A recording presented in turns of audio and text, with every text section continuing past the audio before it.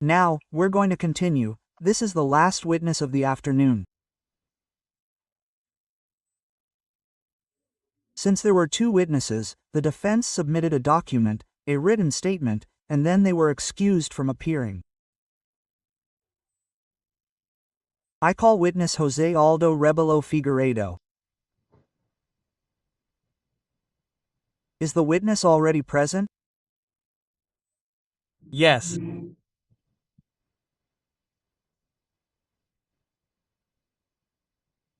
Good afternoon. Always Deputy Aldo Rebelo, President, former President of the Chamber. Well, you've already been duly qualified. Full name, address, profession. Well, do you have any family relationship or any relationship with the parties? Good afternoon, Minister. Good afternoon, ladies and gentlemen. No, Minister, no family relationship whatsoever. I thank you, Deputy Rebelo.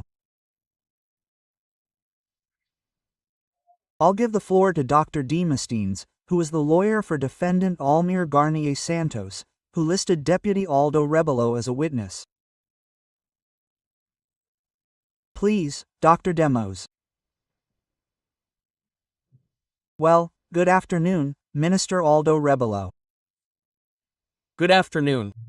I would ask Your Excellency, I will call you Your Excellency out of the respect I believe Brazil has for you. You were Minister of Defense. Could you also say, more or less, what was the starting and ending point of that period? From time to time. Dr. Demosthenes, I was Minister of Defense between October 2015 and May 2016. Well, Brigadier Batista Jr. said that Admiral Garnier had placed troops at the disposal of the then President of the Republic.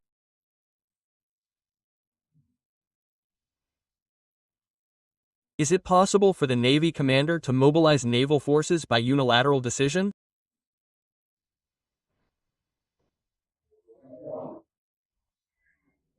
Dr. Demosthenes, it is important to take into account that in the Portuguese language we know something that is often used, which is the force of expression.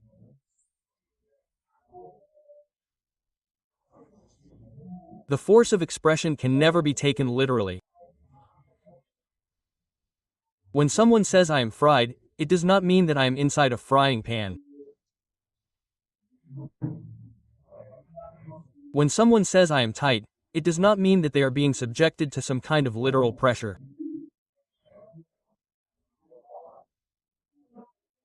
So, when someone says, I am at your disposal, the expression should not be read literally and, above all, I testify to. You, sir, please, were you at the meeting when the Illuminate Garnier said that expression? No. So, then you are not in a position to evaluate the Portuguese language at that time. Stick to the facts. Dr. Demosthenes, please. Well, that's all there is to it. Is it possible for an admiral, alone, the admiral of the Navy, he who was the Minister of Defense, by his own decision, to mobilize naval troops? He alone, or does he need others? First of all, my assessment of the Portuguese language is my own, and I do not accept censorship in my assessment of the Portuguese language. If you do not behave, you will be arrested for contempt.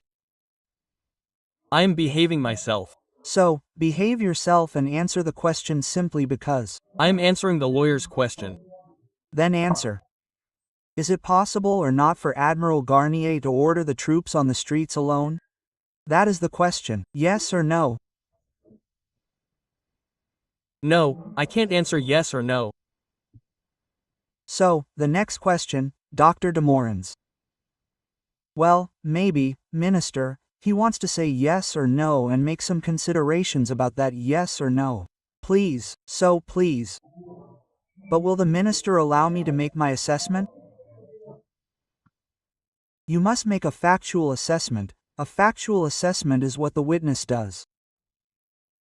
The witness cannot give his own value to the question. So you can do it. Obviously, you have complete freedom to give a factual answer. Can you or can't, and why or why not, since you were Minister of Defense? You Can't, Minister, because any command structure within the armed forces needs to consult the entire chain related to it.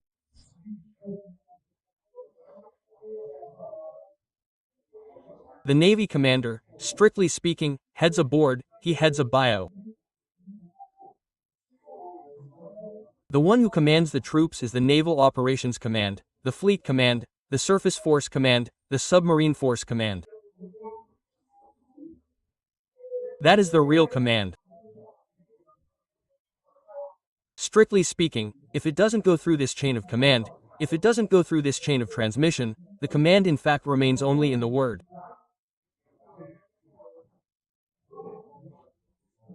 What I would like to know is whether the investigation found out together with this command structure, whether in fact any necessary guidance was given by the Navy commander. Sir, I think that the lawyer is the one who asks the questions and not the witness to the court or to the lawyer. He said he would like to know something. This is not the time for that to happen, right? I'm not asking any questions. I'm just, sir, sorry, but you said that what I would like to know was that it's not us who wants to know anything, not you. I also want to know. Why not? Thank you. If you want to know, you can read it in the press later. Please, Dr. Demo, one more question. Based on your technical knowledge, Minister, is the Brazilian Navy alone capable of carrying out a coup d'état? Excuse me, Dr. Demos, there is no technical knowledge to know if the Navy alone can carry out a coup d'état. Dr. Demos, please, let's take this seriously. The Rebelo congressman is a historian, he is a person, he is intelligent. He knows very well that, for example, in 1964 the entire chain of command was not consulted before carrying out the military coup. So we cannot be here making conjectures that are not based on reality. So you cannot ask something that he does not have the technical knowledge to answer. He is a civilian who was Minister of Defense, but he is a civilian. Please, Dr. Demos, I have the utmost respect for you, but let's take this with regularity, please. So, I will ask an objective question. What is the structural situation of the Brazilian Navy and its operational capacity?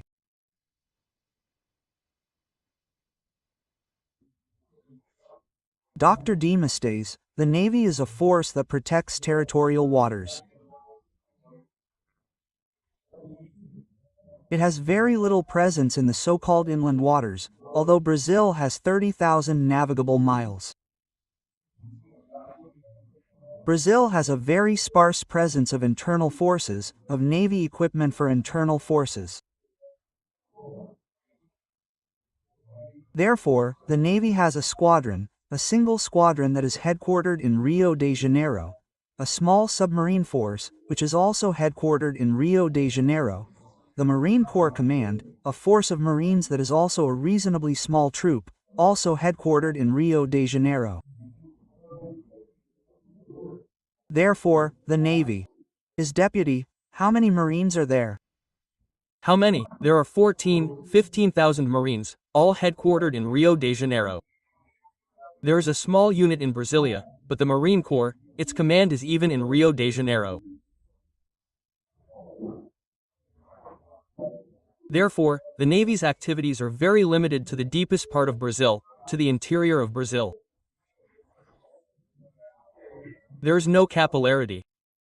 The capillarity is in the army that is distributed along the borders, with pilots, battalions, divisions, and brigades. But the Navy is a force almost entirely concentrated in Rio de Janeiro, where the Fleet Command is located, where the Marine Force Command is located, the Submarine Force Command is located. And all of this can only be mobilized by the Naval Operations Command, which in turn passes through the Fleet Command, which passes through the so-called Surface Force, which consists of ships, the Submarine Force, submarines and a corps of Marines.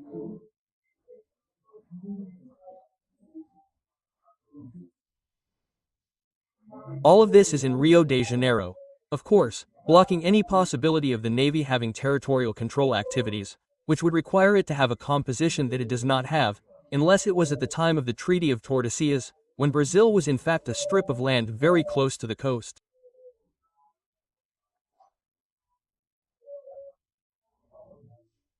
The Navy's activities are very limited for any type of operation, which is currently under debate.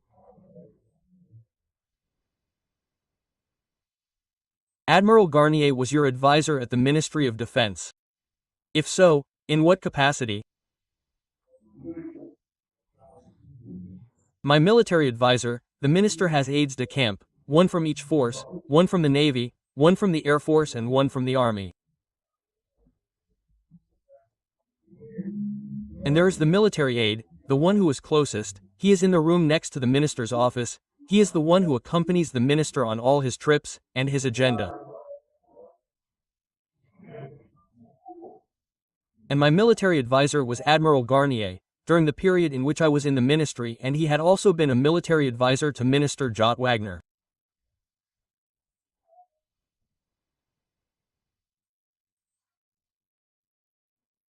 Well, Garnier respected the chain of command, Dr. Demosthenes, in the armed forces, where the hierarchy is more rigid. It is precisely in the Navy.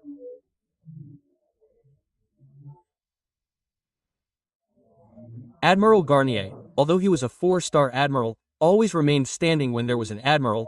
He was a 3-star admiral and remained standing when there was a 4-star admiral in the room. I would say, "Garnier, sit down." He said, "No, I can't." As long as there is a 4-star in the room, he could not remain seated.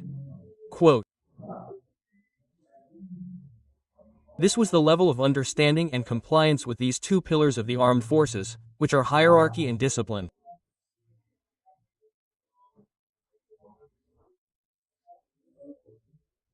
Admiral Garnier was always a very strict man in complying with these two principles, hierarchy and discipline, both in his relationship with me as minister and in his relationship with the other general officers who were in command at the time.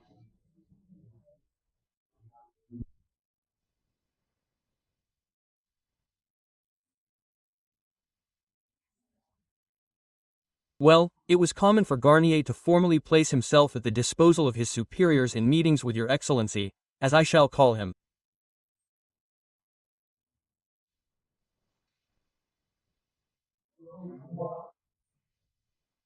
Dr. Demoprises, in the armed forces, the entire hierarchical chain is expressed in this way.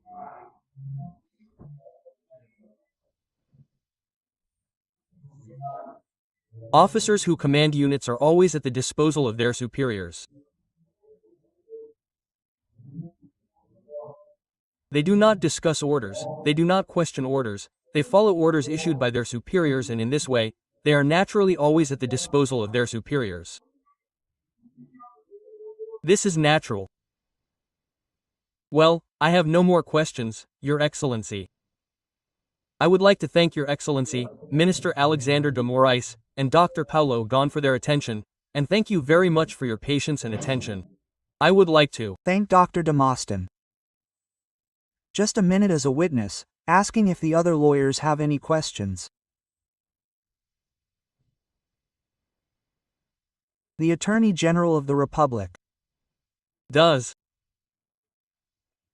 Good afternoon, Mr. Aldo Rebelo.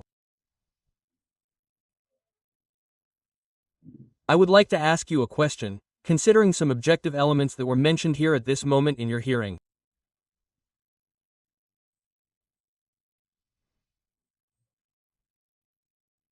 You mentioned the difficulties the Navy has in operating throughout the national territory, at least the one furthest from the coast.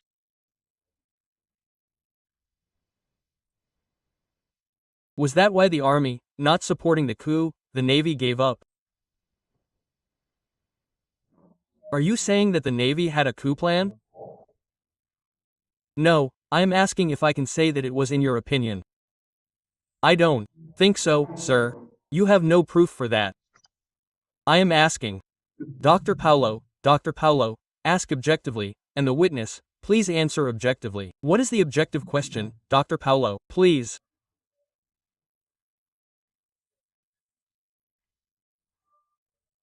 The question is this: if without an army the Navy could break with institutional normality, since you mentioned that the Navy has difficulty acting and does not have the capillarity of the Army.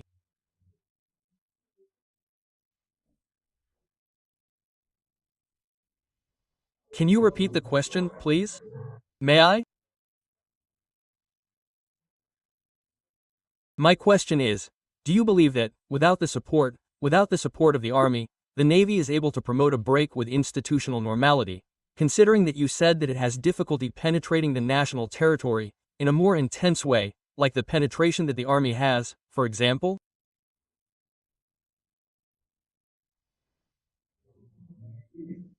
I do not believe that Your Excellency is losing your opinion, as I did, and Your Excellency cut the question. I think it is pertinent, but now the Attorney General of the Republic is asking. Dr. Ramos, just a minute. The witness. She stated that the Navy troops would not be able, to break democratic normality alone. We are not talking here. The witness made that very clear. She said she doesn't believe the Navy would be able to do that, but she said that from an abstract point of view, let's say, Maria wouldn't be able to do it because she only has 14,000 Marines and can't reach the locations. Is that correct, Deputy Aldo? I said that the Navy doesn't have a reach in the territory. I didn't associate that reasoning with the idea of a coup, Minister Alexandre de Moraes. I didn't ask that question. Exactly. The Attorney General's question is not whether the Navy wanted to carry out a coup, but whether, since the Navy doesn't have a reach, did you conclude that it didn't have the means, or didn't you conclude that either? No, that's the Attorney General's conclusion, not mine. So, great. So, the witness didn't make that conclusion about whether it was possible or not. Are you satisfied with that, Dr. DeMost? Yes, Your Honor. Yes. Great. Any other questions, Dr. Paulo? No, just that, Minister. So, I thank you, Congressman Aldo Rebelo, thank you. For the testimony. The witness is excused. Good afternoon. Have a good weekend, Congressman. Good afternoon, sir, too, Minister.